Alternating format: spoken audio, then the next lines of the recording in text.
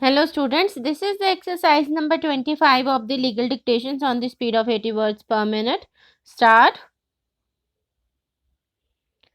Apart from the three accused whose presence at the place of occurrence was not accepted, the trial court also doubted the presence of two out of the three eyewitnesses.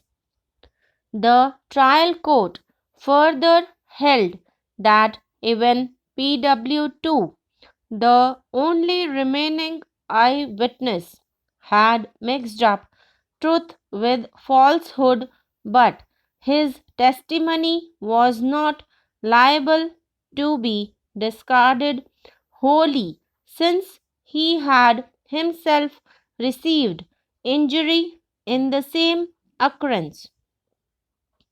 In regard to the injury, the trial court came to a truly amazing conclusion. The injury on the hand of Ramesh was certainly in existence, and it was also proved by the medical evidence. The trial court resolved the contradiction by fastening the injury to Ramesh too on to the appellant, even though that was not the case of the prosecution. The appellant was thus held guilty also of causing the knife injury to Ramesh and came to be convicted under section 324 in addition to section 302 of the Penal Code. Under section 324, he was sentenced to rigorous imprisonment for 1 year.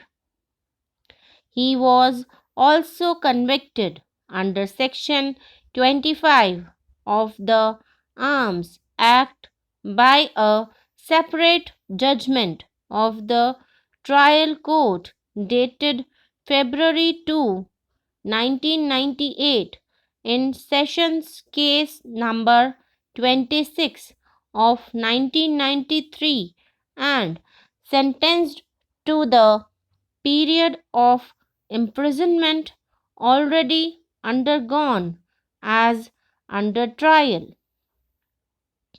Against the two judgments of the trial court, 3 appeals were filed in the High Court. The High Court, by the judgment and order coming under appeal, dismissed all the 3 appeals and the revision and thus upheld the judgments of the trial court in all aspects. The senior advocate appearing for the appellant assailed the High Court and the trial court judgments and contended that the appellant's conviction for the offense of murder was not sustainable both in law and on facts. He submitted that there were at least 4 circumstances that falsified and completely demolished the prosecution case. First, there was a patent contradiction between the prosecution case and the motive assigned by it to the accused for committing the crime. Secondly, it was undeniable that injuries were fabricated both on the person or the deceased and Ramesh, the only eyewitness whose evidence was accepted by the High Court. According to the prosecution case, there was a fierce enmity between the persons of accused party and complainant party.